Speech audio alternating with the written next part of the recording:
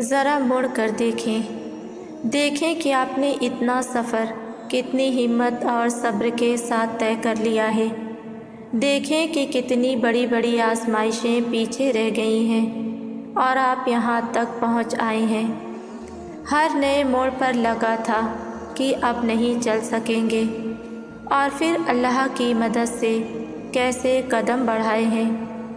جب اتنا طویل سفر کر لیا تو اب ہمت نہ ہاریں۔ نہ جانے آپ منزل کے کتنا قریب پہنچ چکے ہیں۔ ہمت کریں اور ہار نہ مانیں۔ جب اللہ کی طرف سے مدد آتی ہے نا، تو اس جگہ سے وسیلے بنتا ہے جہاں انسان کا گمان بھی نہیں ہوتا۔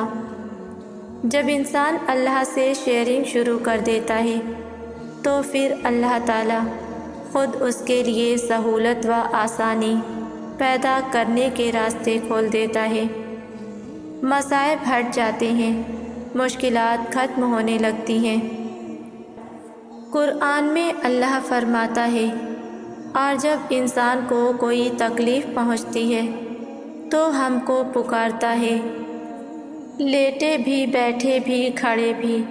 پھر جب ہم اس کی تکلیف اس سے ہٹا دیتے ہیں تو وہ ایسا ہو جاتا ہے کہ گویا اس نے اپنی تکلیف کے لیے جو اسے پہنچی تھی کبھی ہمیں پکارا ہی نہیں تھا۔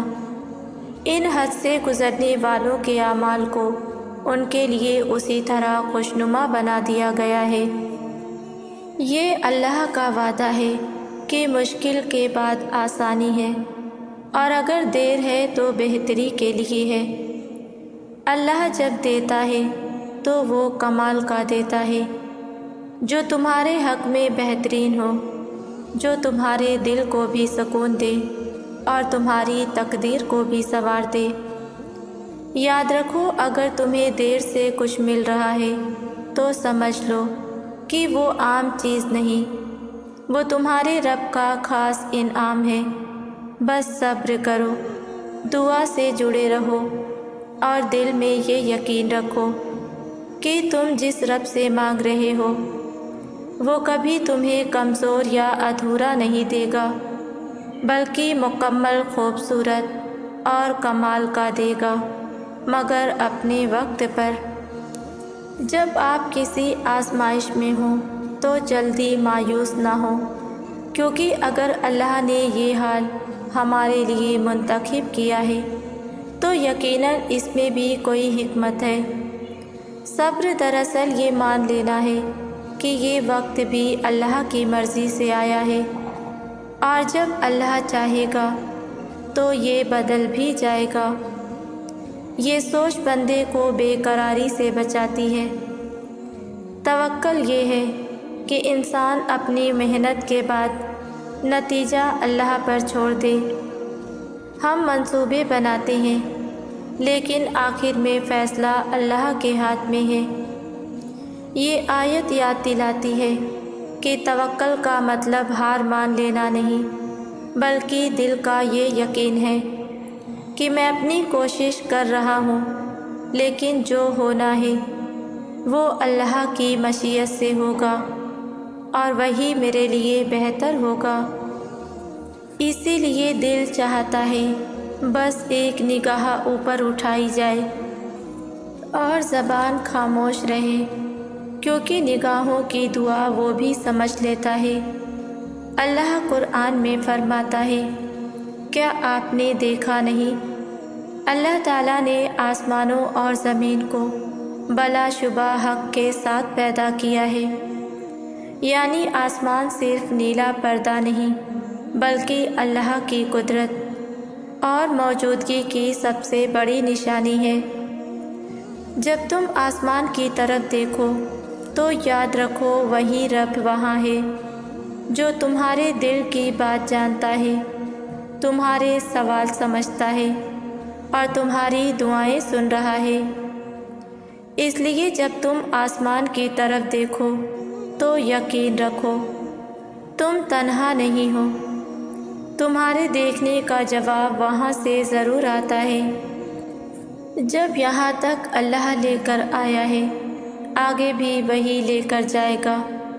یہ جملہ محض تسلی نہیں بلکہ ایک ایسا یقین ہے جو دل کے اندر تک اتر جاتا ہے۔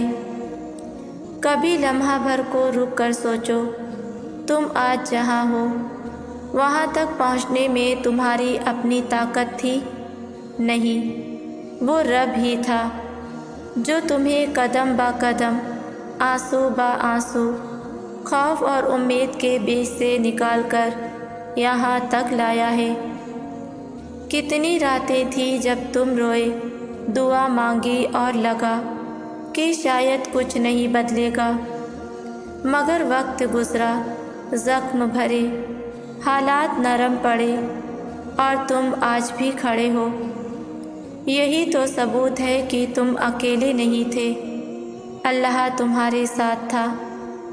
وہ تمہارا سہارا بنا، تمہارا خاموش مددگار۔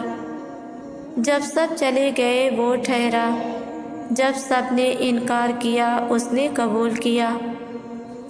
تو جب دل گھبرائے، جب سب کچھ بکھرتا محسوس ہو، تو اپنے دل سے کہو، جس رب نے مجھے یہاں تک پہنچایا ہے وہی آگے بھی لے جائے گا، اور وہ ضرور لے جائے گا۔ بس اس پر بھروسہ قائم رکھو، کیونکہ وہی رب ہے جو بندے کو کبھی آدھے راستے میں اکیلا نہیں چھوڑتا۔ زندگی میں مشکلات اور آزمائشیں اللہ کی جانب سے ہمارے ایمان کی جانچ ہوتی ہیں۔ کبھی کبھی حالات ایسے ہو جاتے ہیں کہ ہم پریشان ہو جاتے ہیں، دل بے چین ہوتا ہے اور لگتا ہے کہ مدد کہیں سے نہیں آ رہی، لیکن اصل معاملہ یہ ہے کہ اس وقت ہمارا یقین کتنا مضبوط ہے۔ اللہ تعالیٰ فرماتا ہے کہ عن قریب وہ ایسی مدد بھیجے گا کہ تم مطمئن ہو جاؤ گے۔ یہ مطلب ہے کہ اللہ کی مدد ہمیشہ اپنے وقت پر آتی ہے، اور وہ ہمیشہ ہمارے حق میں بہتر فیصلہ کرتا ہے۔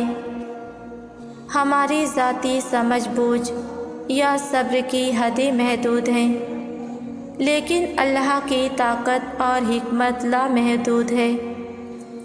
جب آپ کا ذہن بار بار ایک ہی بات سوچے تو بس رک جائیں اور دل سے کہہ دیں، یا اللہ، یہ معاملہ تیرے سپرد۔ جب ہم اللہ پر بھروسہ کرتے ہیں تو دل کو سکون ملتا ہے، بے چینی ختم ہو جاتی ہے اور زندگی آسان لگنے لگتی ہے، کیونکہ پھر ہم جان جاتے ہیں کہ ہمارا معاملہ اللہ کے ہاتھ میں ہے، اور وہ ہمیشہ ہمارے لیے بہترین فیصلہ کرے گا۔ بس اللہ پر توکل رکھو اور دیکھو کیسے وہ تمہارے ہر مسئلے کو سنوار دیتا ہے۔ لیکن یہاں ایک خوبصورت بات چھپی ہوئی ہے، اللہ تبھی وہ خواب پورے کرتا ہے جب انسان کے حق میں بہتر ہوں۔ ہو سکتا ہے کچھ خواب پورے نہ ہوں، لیکن جو حقیقت اللہ بناتا ہے وہ اس خواب سے کہیں بہتر ہوتی ہے، کیونکہ اللہ انسان کے دل کو اس کی دعا سے زیادہ جانتا ہے۔ وہ دیکھتا ہے کہ کس وقت کون سا خواب پورا ہونا چاہیے، تاکہ وہ صرف خوشی نہ دے بلکہ خیر اور برکت بھی لے کر آئے۔ یقین جانو، اللہ سے مانگی گئی ہر دعا یا تو پوری ہوتی ہے، یا اس سے بہتر ملتی ہے، یا کسی مصیبت کو روک دیتی ہے۔ اس لیے خواب دیکھتے رہو اور ان کے لیے اللہ سے مانگتے رہو، کیونکہ خواب تبھی حقیقت بنتے ہیں جب ان کے پیچھے اللہ کی رضا شامل ہو۔ یہ جملہ سننے میں جتنا مختصر ہے، دل کو اتنا ہی سکون دیتا ہے۔ زندگی میں جب حالات بگڑ جاتے ہیں، جب باتیں سمجھ نہیں آتی، جب لوگ بدل جاتے ہیں، جب محنت کا صلہ نہیں ملتا، جب وقت کا پہیہ الٹا چلتا دکھائی دیتا ہے تب انسان ٹوٹنے لگتا ہے، سوال کرنے لگتا ہے، گلہ کرنے لگتا ہے، مگر پھر دل کو یہ ایک جملہ تھام لیتا ہے، اللہ کو سب خبر ہے۔ یعنی مجھے جو دکھ ہے، جو بے چینی ہے، جو صبر آزما لمحات ہیں، وہ سب میرے رب کے علم میں ہے۔ میرا رب غافل نہیں، وہ سب جانتا ہے، جو میرے دل میں چھپا ہے، جو میری آنکھیں سہ رہی ہیں اور جو زبان کہہ نہیں پاتی۔ تمہیں صبر کرنا ہے، دعا کرتے رہنا ہے اور دل میں یقین رکھنا ہے کہ اللہ کا وعدہ سچا ہے۔ وہ تمہیں اس طرح نوازے گا کہ آج کے زخم، آج کی تکلیف، آج کی رکی ہوئی دعائیں سب پرانی یادوں کی طرح لگیں گی۔ آزمائش اللہ کی طرف سے ہے، مگر نوازش بھی اسی کی طرف سے ہے۔ جب رب چاہے گا تو تمہاری زندگی ایسے بدلے گی کہ تم پچھلا دکھ بھول جاؤ گے۔ اس لیے انتظار کے وقت میں بھی اللہ کی رحمت سے امید رکھو اور دعا کرتے رہو، کیونکہ اللہ بڑا نوازنے والا ہے۔ صبر وہ طاقت ہے جو انسان کو مشکل ترین حالات میں بھی سنبھالے رکھتی ہے۔ جب آزمائشیں آتی ہیں، جب دل ٹوٹتے ہیں، جب دعائیں بظاہر قبول ہوتی نظر نہیں آتی، تب سب سے زیادہ ضرورت صبر کی ہوتی ہے۔ لیکن صبر انسان کے اپنے بس کی بات نہیں، یہ اللہ کی طرف سے عطا کردہ ہمت اور حوصلہ ہے۔ اسی لیے ہمیں اللہ سے دعا کرنی چاہیے کہ اے رب ہمارے دلوں میں صبر ڈال دے، کیونکہ جب دل میں صبر آ جائے تو غم بھی آسان لگتے ہیں، مشکلات میں بھی امید باقی رہتی ہے اور انسان ٹوٹنے کے بجائے اللہ پر بھروسہ کر کے سنبھل جاتا ہے۔ اگر تمہاری زندگی میں کوئی پریشانی ہے، کوئی تکلیف ہے، تو اللہ سے دعا کرو کہ وہ تمہارے دل کو صبر سے بھر دے، کیونکہ جب اللہ صبر عطا کرتا ہے تو وہی درد جو ہمیں توڑنے کے لیے آیا تھا، وہی ہمیں مزید مضبوط بنا دیتا ہے۔ حضرت ابراہیم علیہ السلام کو جب نمرود نے آگ میں پھینکنے کا فیصلہ کیا تو ہر دنیاوی سہارا ختم ہو گیا۔ آگ سامنے دہک رہی تھی، لوگ دشمنی پر تلے ہوئے تھے، لیکن حضرت ابراہیم علیہ السلام نے دل سے کہا، میرے لیے میرا اللہ کافی ہے۔ نتیجہ یہ ہوا کہ آگ ٹھنڈی ہو گئی اور اللہ نے انہیں بچا لیا۔ حضرت موسیٰ علیہ السلام جب بنی اسرائیل سمندر کے کنارے پہنچے اور فرعون کا لشکر پیچھے آ گیا تو لوگ گھبرا گئے، لیکن موسیٰ علیہ السلام نے کہا، میرا رب میرے ساتھ ہے اور وہ ضرور راستہ دکھائے گا، اور سمندر پھٹ گیا۔ اس آیت میں اللہ تعالی ہمیں زندگی کی مشکلات اور آزمائشوں کا سامنا کرنے کا راستہ دکھا رہے ہیں۔ غور کریں کہ اللہ نے سب سے پہلے صبر کا ذکر کیا۔ صبر کا مطلب صرف مشکلات کو برداشت کرنا نہیں ہے، بلکہ اپنے اندر قوت ارادی پیدا کرنا ہے، اللہ کی رضا پر راضی رہنا ہے اور ہر حال میں اللہ کے وعدوں پر بھروسہ کرنا ہے۔ صبر وہ شیلڈ ہے جو ہمیں زندگی کی کٹھنائیوں سے محفوظ رکھتا ہے۔ دوسری چیز جو اللہ نے ذکر کی ہے وہ نماز ہے۔ نماز صرف ایک فرض عبادت نہیں، بلکہ یہ اللہ سے جڑنے کا سب سے طاقتور ذریعہ ہے۔ جب ہم نماز پڑھتے ہیں تو ہم اپنے دل کی ساری باتیں اللہ کے سامنے رکھتے ہیں۔ یہ ایک ایسا وقت ہوتا ہے جب ہم اپنی کمزوریوں، اپنی ضروریات اور اپنی امیدوں کو اللہ کے حوالے کر دیتے ہیں۔ نماز ہماری روح کو سکون دیتی ہے، ہمیں اللہ کے قریب لاتی ہے اور ہمیں یہ یقین دلاتی ہے کہ ہمارا ہر مسئلہ اللہ کے حکم سے حل ہو سکتا ہے۔ قرآن میں اللہ فرماتا ہے، اور اللہ ایسا نہیں ہے کہ تمہارا ایمان ضائع کر دے۔ تم جسے بے اثر سمجھتے ہو وہی تمہارا سب سے قیمتی عمل ہوتا ہے اللہ کی نظر میں۔ وہ تمہیں ٹوٹنے نہیں دے گا، بلکہ وہ تمہیں اس طرح جوڑے گا کہ تم پہلے سے بہتر ہو جاؤ گے، زیادہ مضبوط، زیادہ نرم دل اور اس کے زیادہ قریب۔ تو اگر تم پوچھو کیا واقعی میں سنبھل جاؤں گا، تو جواب ہے ہاں، کیونکہ تمہارا رب چاہتا ہے کہ تم سنبھل جاؤ۔ بس اب اپنی بے یقینی کو یقین میں بدل دو، کیونکہ وہ رب تمہاری ٹوٹی ہوئی امید کو بھی رحمت سے جوڑ سکتا ہے۔ قرآن میں اللہ فرماتا ہے، بے شک ہر تنگی کے ساتھ آسانی ہے۔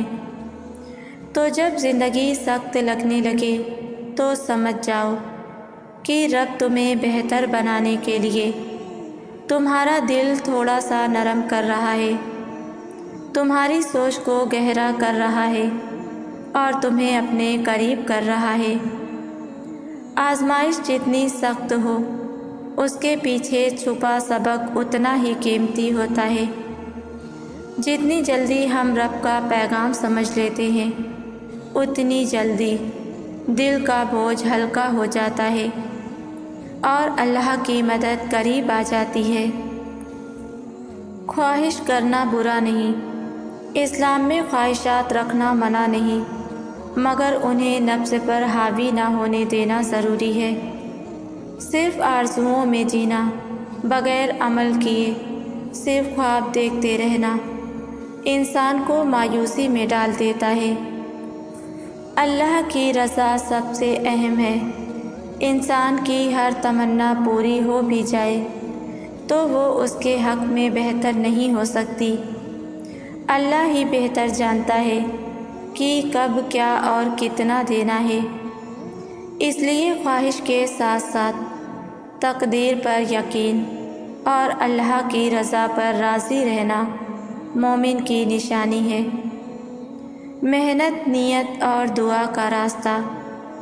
یہ آیت ہمیں دعوت دیتی ہے کہ تمنا کے ساتھ محنت، خلوص اور دعا کو بھی شامل کرو۔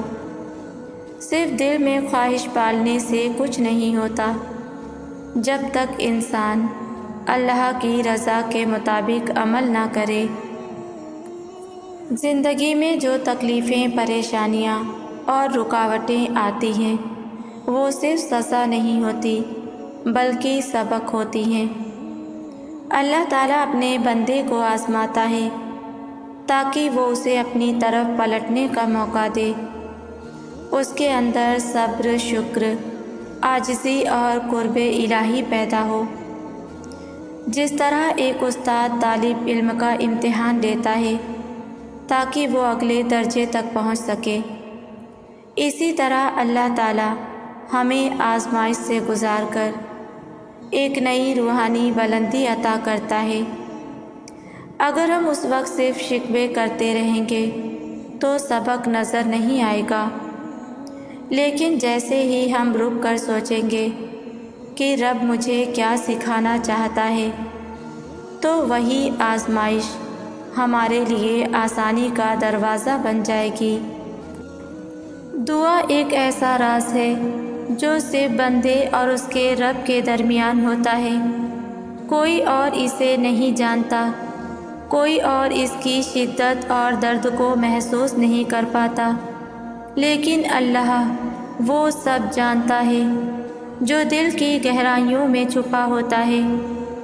جب انسان دعا کرتا ہے تو وہ اپنے رب کے سامنے اپنی کمزوری، اپنی امیدیں اور اپنی خواہشیں کھول کر رکھ دیتا ہے۔